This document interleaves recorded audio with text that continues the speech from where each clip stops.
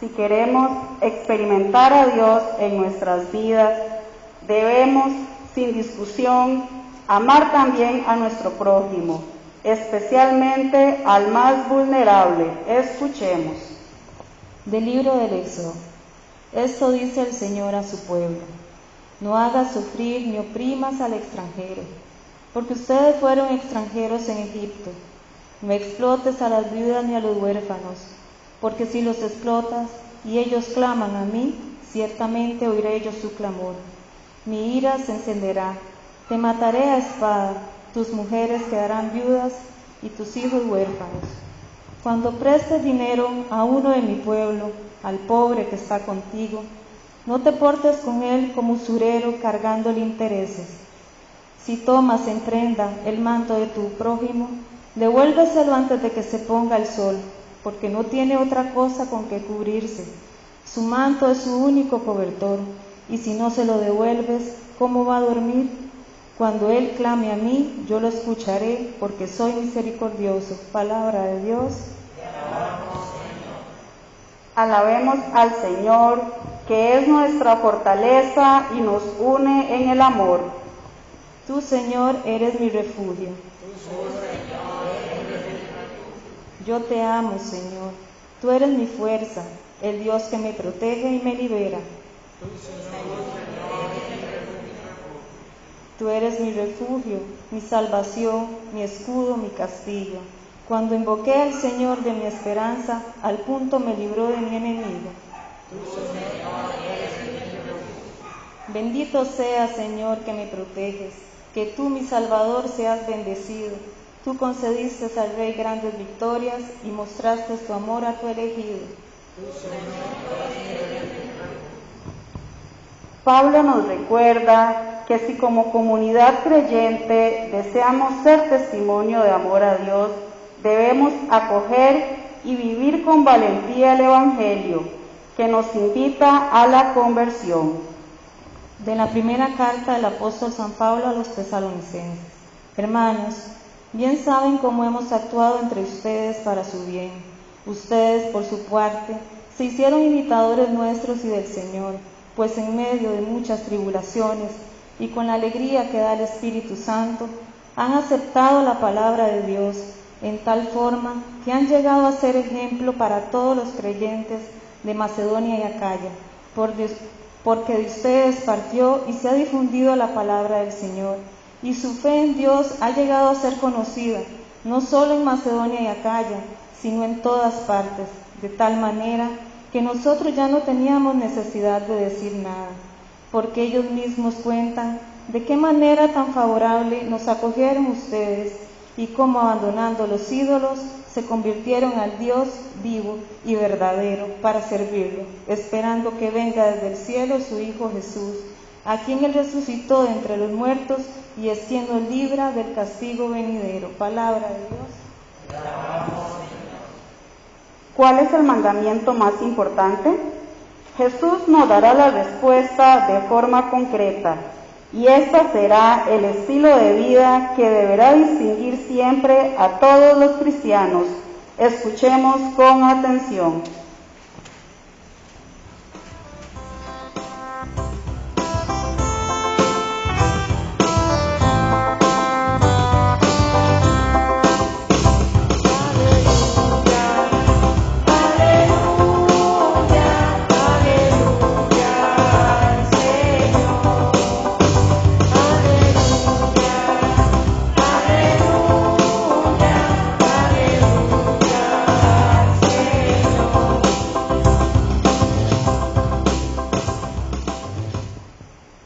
El Señor esté con ustedes.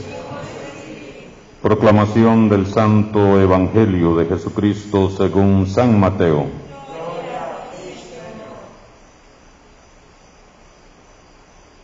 En aquel tiempo, habiéndose enterado los fariseos de que Jesús había dejado callados a los saduceos, se acercaron a él. Uno de ellos, que era doctor de la ley, le preguntó para ponerlo a prueba: Maestro, ¿cuál es el mandamiento más grande de la ley?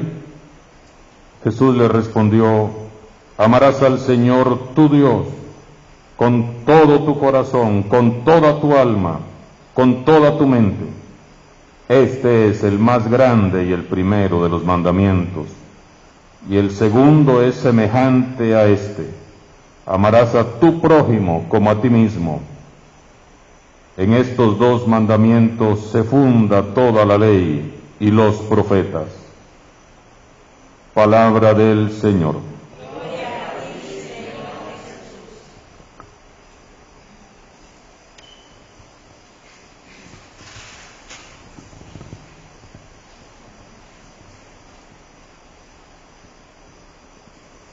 La pregunta que le hace este maestro de la ley, este doctor de la ley, a Jesús, ciertamente es para ponerlo a prueba, así dice el texto, para ponerlo a prueba.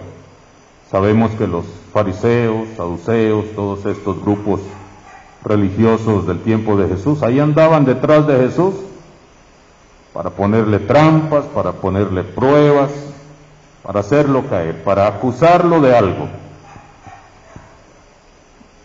Maestro, ¿cuál es el mandamiento más grande de la ley? Ciertamente es una trampa de ellos, pero al mismo tiempo la gente estaba confundida de qué era lo que realmente tenían que cumplir. ¿Por qué confundida? ¿Por qué extraviada con esto de las leyes, de las normas, de los mandamientos? Porque Dios le había dado ciertamente a Moisés los 10 mandamientos, pero ellos habían inventado que para cumplir esos 10 mandamientos y cumplirlos a cabalidad, había primero que cumplir 613 preceptos y un poco de normas y leyes y tradiciones, de tal manera que se había hecho una maraña de normas y leyes y preceptos que al final pues nadie sabía ni qué era lo que le agradaba a Dios o qué era lo que tenían que cumplir. Un ejemplo de todos estos preceptos y normas que había que cumplir antes de cumplir los 10 mandamientos es cuando los fariseos, que andan siempre ahí detrás de Jesús, le dicen: ¿y por qué tus discípulos comen sin lavarse las manos? Ese era uno de los preceptos, no por higiene ni porque había COVID en el tiempo de Jesús, sino que era un precepto. ¿Y por qué tus discípulos comen espigas y arrancan las espigas y se comen los granos? Era un día sábado y eso no se podía hacer. ¿Y por qué no te lavaste las manos para entrar? Y entonces todo eso eran preceptos, eran normas que había que cumplir para cumplir los 10 mandamientos. Entonces se había hecho una maraña y había un enredo de mandamientos y normas y preceptos y 613 preceptos, y aquello era imposible, realmente era imposible cumplir con la ley de Dios. De tal manera que Jesús, que ha venido a asumir la ley y a darle plenitud, como él mismo lo dice, él ha venido a darle plenitud a la ley de Dios, resume todo. Lo resume de tal manera que hoy, para nosotros, y así no entendemos, pues ya no vamos a entender nada. A veces nosotros caemos un poco en el estilo así como medio fariseos también, cuando andamos muy preocupados, muy meticulosos por preceptos, por leyes, por normas, ¿verdad? Y de repente nos perdemos lo central de la ley de Dios. La respuesta que Jesús les da los deja totalmente sin respuesta. Jesús le respondió: amarás al Señor tu Dios. Y no es simplemente amarlo, hay unas cualidades, hay unas características que deben de sobresalir en ese amor a Dios. ¿Cuáles son? ¿Cómo debe de ser amado Dios? Con todo el corazón, con toda el alma, con toda tu mente. O sea, no es cualquier amor. Es un amor total, es un amor que abarca tu vida, tus sentimientos, tus emociones, todo, tus pensamientos, con todo tu corazón, con toda tu alma, con toda tu mente. Este es el más grande y el primero de los mandamientos. Y el segundo, él estaba preguntando por uno, pero Jesús se los da ahí al 2 por 1. Y el segundo es semejante a este: amarás a tu prójimo como a ti mismo. En estos 2 mandamientos se funda toda la ley y los profetas. Es decir, hermanos y hermanas, Jesús nos viene a simplificar todo. Aquí todo se trata de amar verdaderamente. Y recordarles, como les decía ayer, a 6 parejas que terminaron la catequesis matrimonial aquí en la parroquia. Siempre el último tema le toca darlo al sacerdote, y entonces yo les decía a esas 6 parejas, algunas ya pusieron su fecha para matrimonio, bendito sea Dios, y les decía: amar no es un sentimiento, amar es una decisión, porque los sentimientos pasan. Ahí pueden llegar las parejas muy enamoradas, con sentimientos ahí de enamoramiento. Los sentimientos pasan. El amor no es un sentimiento, el amor es una decisión. Yo decido amar a Dios, yo decido amar al prójimo, yo decido vivir en el amor, y eso lo cambia todo, totalmente lo cambia todo. Como les decía ayer en esta catequesis matrimonial, que realmente si ustedes deciden amarse, ser fieles hasta el final, si ustedes deciden tener a Dios amor en su vida, ustedes llegarán, como lo prometen, al frente de un altar hasta que la muerte los separe, porque decidieron, no porque se dejaron llevar por los sentimientos. Amarás al Señor tu Dios con todo tu corazón, con toda tu alma, con toda tu mente. Hoy es un buen día para que nosotros, a la luz de la palabra de Dios, podamos meditar cómo andan nuestros sentimientos en el corazón, qué es lo que está reinando en nuestro corazón, porque a veces tenemos reinando el odio, tenemos reinando a otras personas que nos hirieron, que nos dañaron, que nos dijeron, y ahí están reinando, y respiramos por el odio, respiramos por el resentimiento. Hoy es un buen día para que cada uno de nosotros, a la luz de la palabra de Dios, revisemos cómo anda nuestro amor a Dios. ¿Realmente yo amo a Dios así, con toda el alma, con todo el corazón, con toda mi mente? ¿Realmente el amor a Dios en mi vida ocupa el centro? ¿Tengo yo a Dios y su amor en el trono de mi corazón? ¿O tengo reinando otras situaciones, vicios, adicciones, pecados que reinan ahí en mi corazón? Y el amor debe de hacerse efectivo, por eso dice el Señor Jesús. Y el segundo también es importante, no solamente es decir Señor, Señor, el mismo Jesús lo dice, no solamente es decir yo amo a Dios, es ponerlo en práctica, es amar al prójimo. ¿Y cómo debo de amar al prójimo? Como me amo yo a mí. Y definitivamente pues ahí podemos caer en la cuenta que nos amamos muy mal, porque si yo ofendo, si yo grito, si yo maltrato a otra persona, no me estoy amando a mí mismo, no me estoy respetando a mí mismo, porque si me tengo que amar porque si tengo que amar a otra persona como me tengo que amar a mí mismo, vemos en nuestra sociedad, de aquí nadie se ama, violencia, agresiones, abusos, maltratos, asesinatos. Eso da a entender que si ese es el criterio, amarme a mí mismo para amar a los demás, o mejor dicho, amar a los demás como me amo a mí mismo, estamos fallando mucho. Tanta división, tantos pleitos, eso significa que no hemos aprendido a amarnos a nosotros mismos.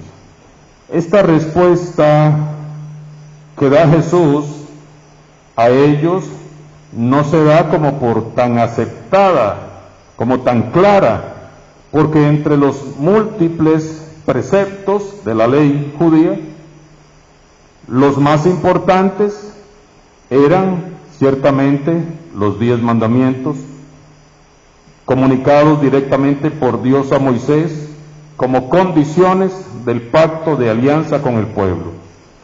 Pero Jesús quiere hacer entender que sin el amor por Dios, así con esas cualidades, con toda el alma, con todo el corazón, con toda tu mente, con todas tus fuerzas, y por el prójimo, no hay una verdadera fidelidad a Dios. Usted puede hacer cosas buenas, lindísimas, por su comunidad, por su familia, por sus vecinos. Usted puede cumplir preceptos, normas, tantas cosas buenas que usted puede hacer, pero si no tiene amor, no sirve de nada, absolutamente de nada. El mismo San Pablo en su carta a los Corintios capítulo 13 dice: si no tengo amor, aunque dé mi cuerpo a quemar, no sirve de nada. Aunque tenga una fe para mover el cerro de Caballito de Nicoya, no sirve de nada. Aunque tenga una fe tan grande, pero si no tengo amor, no sirve de nada. Aquello que Jesús propone en estas páginas del Evangelio es un ideal estupendo, es un ideal por el cual debemos de luchar nosotros todos los días, que corresponde al deseo más auténtico de nuestro corazón. ¿Por qué? Porque cada uno de nosotros ha sido creado para amar y ha sido creado para ser amado. Por eso es que nos duele tanto cuando andamos con sentimientos de odio, de resentimiento, nos enfermamos. Cuando hay violencia, agresión en el corazón de una persona, nos enfermamos. ¿Por qué? Porque no fuimos creados para vivir en el odio, en el resentimiento, en la venganza, en los pleitos, en los gritos y todo eso. No fuimos creados para eso. Fuimos creados para amar y para ser amados. Así nos diseñó Dios. Por eso el pecado duele tanto. Por eso las cosas que no están envueltas en el amor, así como lo estamos meditando, duelen tanto. Dios, que es amor, nos ha creado para hacernos partícipes de su vida. ¿Y cuál es su vida? La vida del amor, para ser amados por Él y para amarlo y para amar con Él a todas las demás personas. Este es el sueño de Dios para cada uno de nosotros. Que nos amemos a nosotros mismos y a los demás y a Él. Ese es el sueño de Dios, vivir en su amor, vivir para amar. Por eso hoy debemos de preguntarnos, ¿estamos cumpliendo el sueño de Dios? ¿Vivimos como familia en un amor verdadero? ¿Hay respeto, hay fidelidad, hay entrega, comprensión, diálogo? ¿Estamos haciendo realidad el sueño de Dios? Y para realizarlo necesitamos de su gracia. Por eso estamos aquí, ustedes y yo, porque sin la Eucaristía, sin este alimento que estamos recibiendo, no vamos a lograrlo. Necesitamos de su gracia, necesitamos recibir en nosotros la capacidad de amar que proviene de Dios, porque muchas veces a muchos de ustedes ni a mí nos enseñaron a amar en nuestras familias, porque mi papá era borracho, porque mi mamá se fue, porque a mí nadie me quiso, porque a mí me abandonaron, porque me dejaron botado, porque me regalaron, por lo que sea. Entonces, ¿cómo voy a amar si a mí nunca me amó nadie? Entonces, precisamente por eso debemos de pedirle a Dios que nos enseñe Él a amar. Jesús se ofrece a nosotros en la Eucaristía precisamente para esto. En ella, en la Eucaristía, recibimos a Jesús en la máxima expresión del amor, cuando Él se ofreció a sí mismo, al Padre, para nuestra salvación. Por eso escuchamos en la monición que nos hizo nuestra hermana al principio de la misa, ella nos dijo ahí como a la mitad de la monición: hoy, al participar de esta Santa Eucaristía, sacramento de amor, es que no se nos puede olvidar eso. Este es el sacramento del amor, y entonces si vengo a participar del sacramento del amor, ¿cómo me voy a ir para la casa a seguir con resentimientos, con odios, que no le hablo a mis parientes, a mis vecinos? Si este es el sacramento del amor por excelencia, ¿cómo voy yo a seguir insistiendo después de salir de misa en no tener y manifestar amor a los demás? Y decía la monición inicial: pidámosle al Padre que encarne en nuestros corazones el don del amor. Esa debe de ser nuestra petición hoy, que Dios encarne en nosotros el amor verdadero, el amor a Dios, no como un sentimiento pasajero, así como un amor de la vuelta de la esquina. No, eso no es amor, es una decisión.